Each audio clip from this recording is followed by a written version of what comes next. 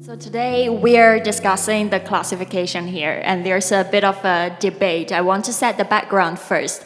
So we're talking about MSCI including DATs into their global investable market index or not, and they've been doing consultation to end of this month. The magic number seems to be 50%. So if the operating activities hold more than 50% of the digital assets, is classified as a fund, or whether it's going to be included in the index or not.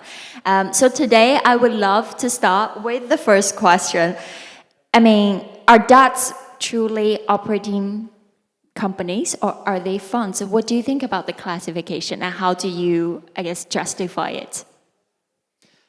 I think that DATs need to be operating companies.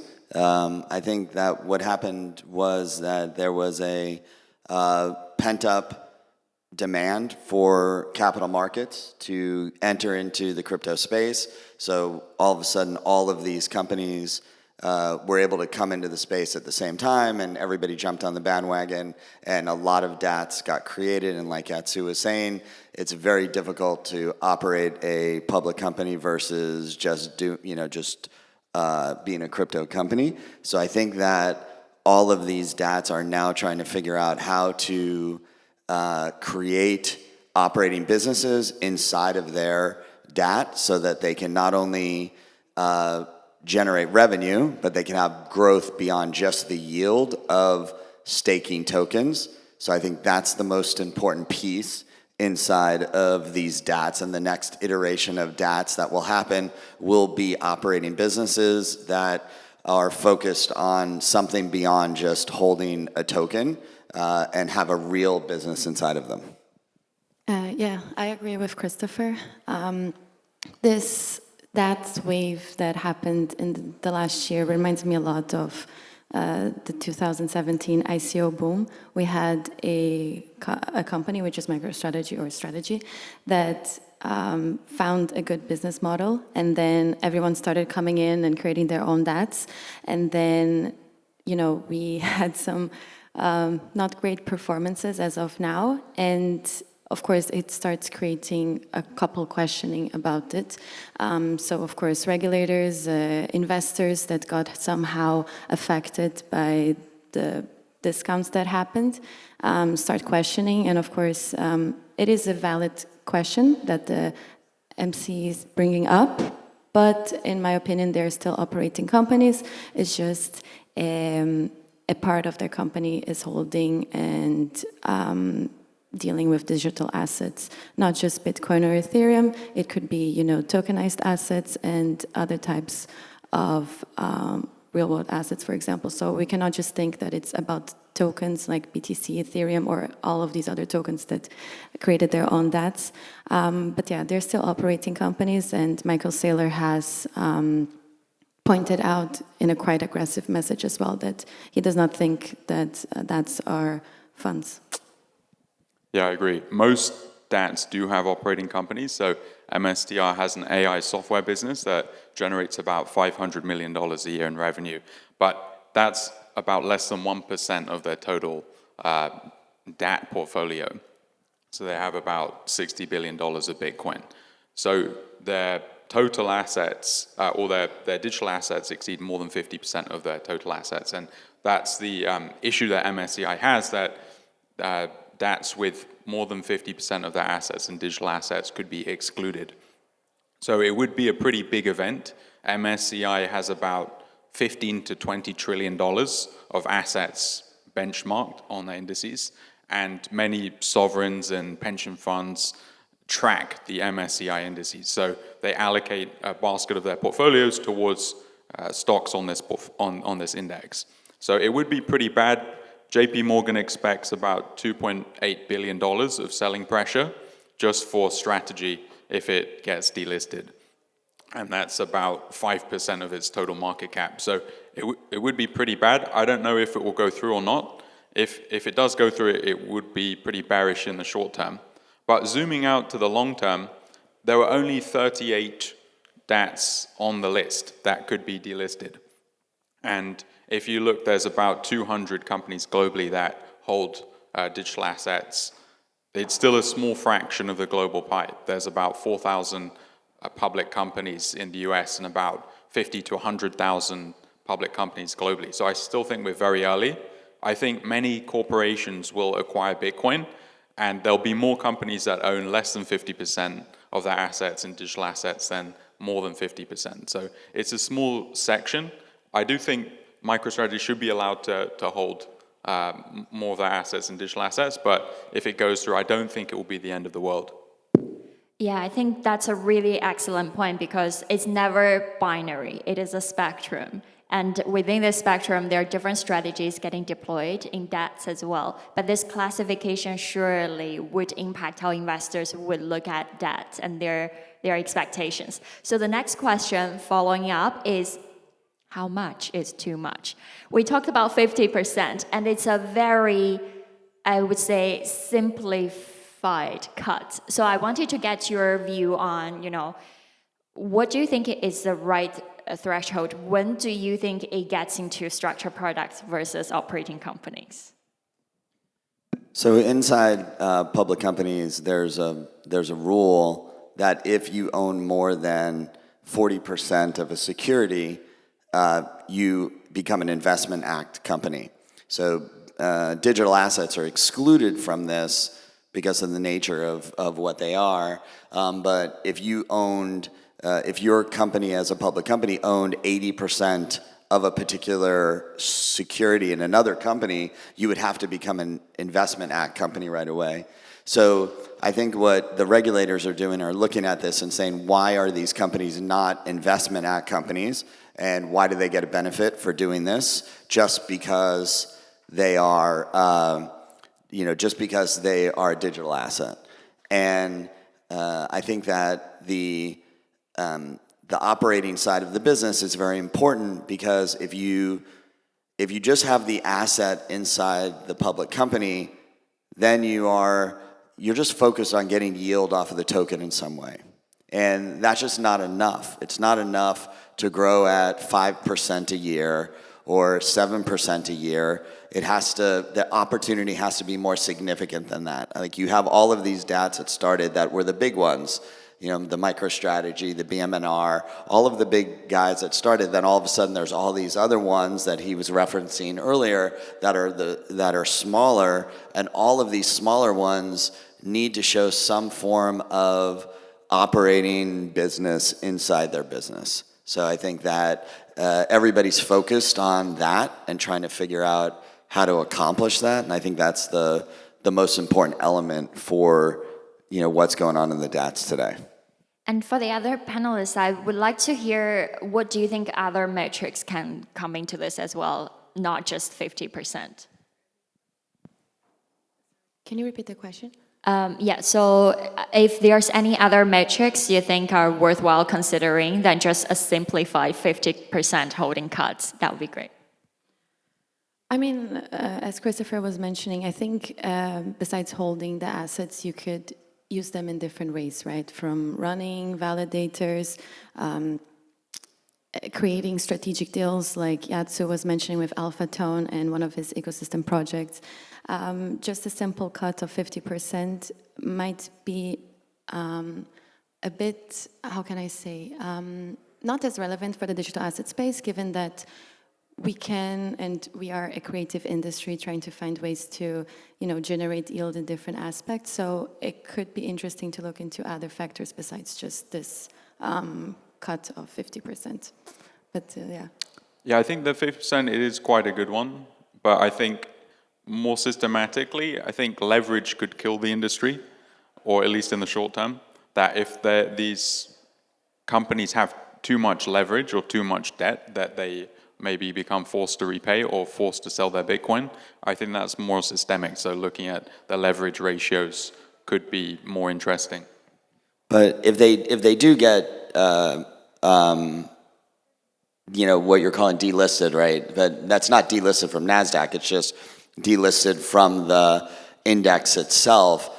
That wouldn't cause them to sell the Bitcoin. It would just cause the stock to be sold, which it would actually be a good buying opportunity for the people that are in this room that understand what's going on, I think, Just recently MSDR mentioned that if their MNAV falls below 1x, they may be forced to sell Bitcoin to buy back shares. So it could cause selling of Bitcoin.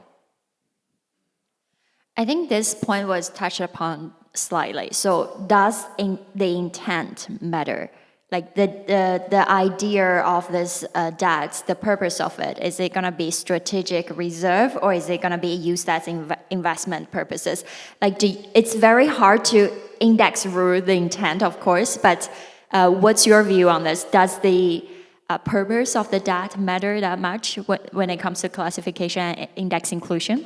I'd say there'll be more companies that diversify their treasuries, that just hold less than 50% of their assets in digital assets, because then you have 4,000 public companies in the US, 50 to 100,000 globally. So there'll be a larger percentage that just hold some Bitcoin.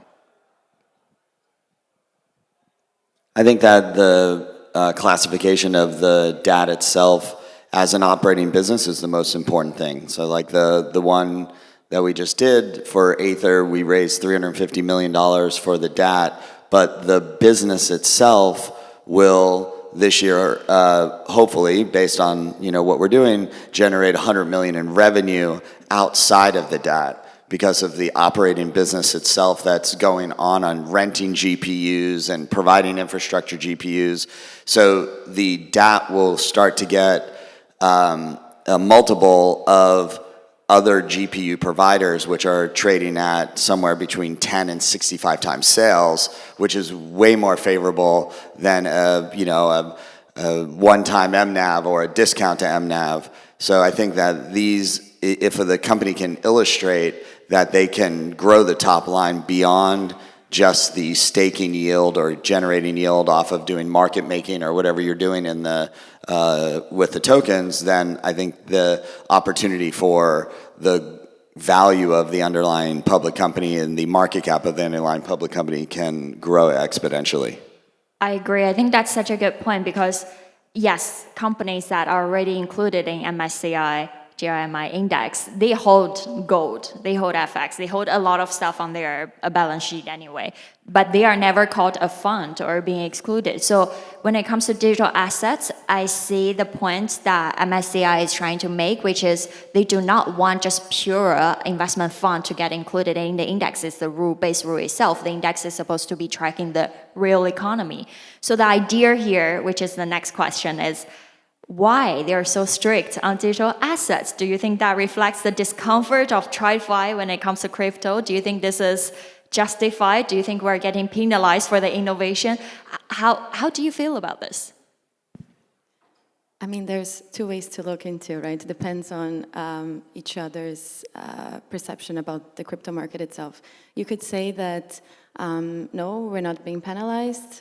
Digital assets are still such a small market compared to traditional finance, and that is just the curse of the matters of trying to regulate different markets and understanding the digital innovation happening in the space. But of course, there is the second option of, yes, they're trying to penalize, given that crypto is becoming slowly every year more relevant, and that it could potentially in the future somehow disrupt the traditional finance industry.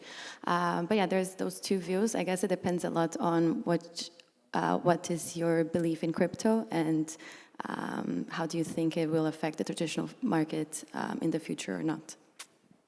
Yeah, I think on one hand they could be, seriously think it's a risk to their index, or they could be playing some regulatory arbitrage where they have competing products like ETF products. MSCI is owned by Morgan Stanley, so it could be Morgan Stanley wanting to offer different types of products and have less competition. JP Morgan as well, who wrote some reports on this, they're also offering some products as well. So it could be they're trying to reduce competition. There are some shareholder issues happening. I think that I've been, in my entire career, I've always been involved in public companies. Since the first company that I ever started, I sold my first company to a public company when I was like 23 years old. And then ever since then, I've been involved in public companies. and I've lived through this life of, different public entities and what it's like to be inside of a public company. And I think that I couldn't agree more with what Yat said earlier. Like, everybody needs to be prepared for what it's going to take to run the public company once they get in there. But these public companies would never be able to raise $300, $400, $500 million, even if you exclude the in-kind contributions that are happening, the 50, the $100 million into a small cap company. It's just unheard of. They'd end up doing deals with structured financing companies that have ratcheted financing deals, that are resets and warrants and all kinds of stuff like that is not in the narrative that we're seeing now inside DATs. So yes, it's very valuable that the digital assets are able to come into the space. And I think that those companies they're not seeing a discount, they're seeing a premium because of the value people are putting on the future of this space. Yes, and also to be honest, DATs are not punished for holding Bitcoin. DATs are just challenged to show that they're more than just a BTC wrapper. I think that's the core of it. You touched upon the fundraising side. I wanted to ask, how do you think DATs can help attract more legitimacy and investor confidence? Because it was mentioned in the previous panel as well, telling the story and continuously demonstrating what you're doing and what you plan to do is very important, and getting investor on board. That's one of the advantage that has as well. I think that, for the companies that went out first, it was very easy because the market was just chasing the deals. So it's very easy for all the first DATs that came out to go out and raise capital.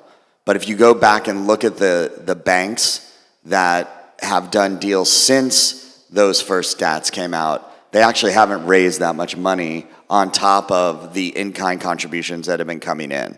So like in the DAT that we just finished up, we raised $350 million. The bank that we worked with only raised $6 million of the $350 million. We ended up raising the rest of the money on our own, but you have to bring in the bank to get in the process. So I think what's happening now, and in talking to all of the investors that are investing in these transactions, they're switching their mindset back from chasing the deals and trying to invest in something that's going to see a pop and be able to exit, to structuring financing deals. You're seeing a lot more transactions that are coming in as convertible notes, that are coming in as secured by the underlying asset itself.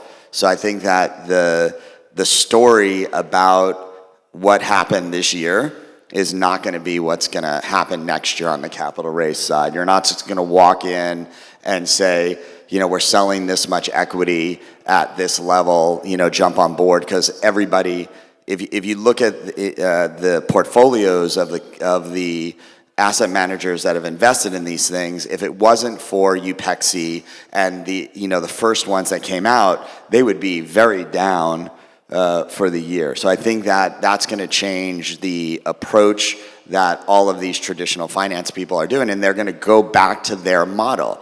Like, these investors that are investing outside of the crypto space, they don't even care sometimes what they're investing in. They just want to make sure that they can make money on the way out. And they're looking at how many shares are in the market, how quickly can they exit, and it's a just completely different mindset. And I think that will come into play this year much more significantly. And I think you're going to see a lot more warrants. You're going to see a lot more additional things. You even saw it at the end of this year. So a lot of deals that added warrants just to get them closed. I think the DAT movement brought a bit of more seriousness into the crypto market. We have banker friends that were pitched, and they mentioned to us some crazy stories of founders that joined the calls or the meetings. They were completely not prepared. They did not have just overall respect towards those traditional finance bankers, and it really was, I guess, a wake-up call to a lot of these crypto firms that wanted to jump into the wave and were like, okay, if everyone is fundraising, I can do the same. And then when they experience it, they're like, oh, actually it's not as simple. The traditional finance, it is a much more developed and complex market. It's not just how we see in crypto of let's meet at a conference, let's just discuss, maybe have a dinner together and then close the deal. So yeah, I think it was a good wake-up call for us to kind of prepare ourselves for the future. If we are really willing to bring in the institutions, we should also act accordingly. So yeah, I think it was somehow positive, this big wave. But of course, now we will see who will actually execute properly or not, given their teams that they're building or who are running actually those DATs. I would add that some of the more successful DATs, so if you look at Michael Saylor and Tom Lee, they're great communicators, they're very efficient, and they have long-term vision. On the communication, you want the DAT team and CEO to be on TV a lot, ideally, and to be speaking to investors, doing investor roundtables, and just very available to all stakeholders. They shouldn't be hiding or avoiding. So the communication needs to be very strong. You also need to be very efficient. You need to have appropriate compensation structures. We recently saw ProCrap adjust their compensation so that it's not all cash-based, that it's tied to performance milestones, and that it's majority equity-based. I think we'll see more equity-based compensation, and so you won't have big cash salaries and spending on private jets or things like that. So we'll see more efficiency in the successful DATs, that they're able to pay for their expense through their income, and that they're profitable, cash flow positive, and that they're building efficient companies. Also, one other metric for this is their dashboard. They should have very transparent dashboards that should go up very quickly after the raise. And I'd say finally on the long-term vision, it's not a short to medium term, it's a long term. How can they build multi-decade generational companies? Excellent. And from this panel, I think that was such great points being brought up. My K-learning here, if DAT survives this market and going to next year, Feb, the index inclusion, what it would look like, operating models, sustainable operating models. And number 2 is institutional grade risk and reporting that being mentioned. Number 3 is the regulation and index inclusion. Let's hope for the February next year to have another great decision from MSCI. But yeah, thank you very much. Thank you. Thank you.